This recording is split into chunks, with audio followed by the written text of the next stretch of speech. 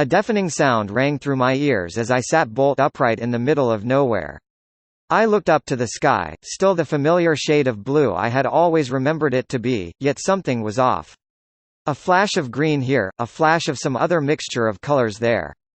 That place wasn't completely familiar, but it was familiar enough for me to realize what was happening, a dream.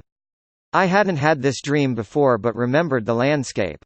Something didn't sit right with me though. The sun, despite its raging and burning rays beating down upon the field, didn't feel warm.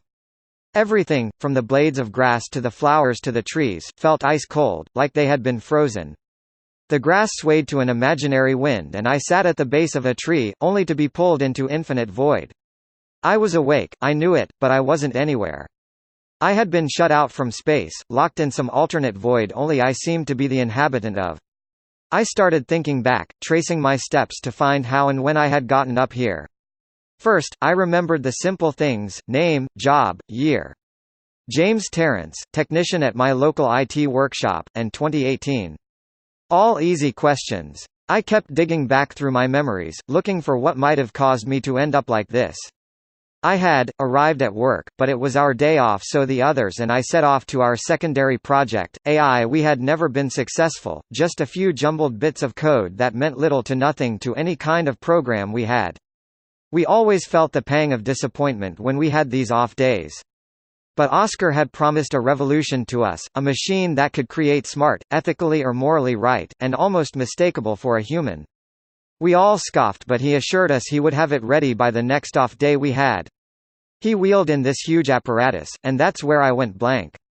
I couldn't think of anything else after that before my appearance in the black void that I found myself in.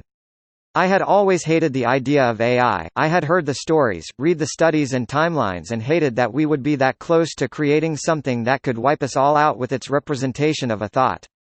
Before I knew it, I was back in a new place, with that horrid noise assaulting my ears again.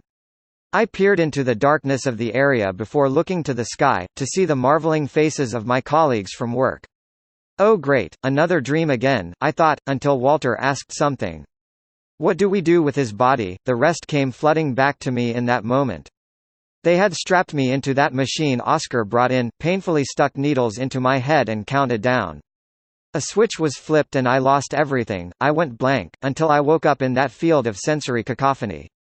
I had been put into a machine, given overwhelming intelligence from directly linking to the internet, and came across this place. If you're seeing this, my name is Jack Terrence, I'm from Sydney, Australia, and I've been turned into my own worst nightmare. Please help. This content was provided by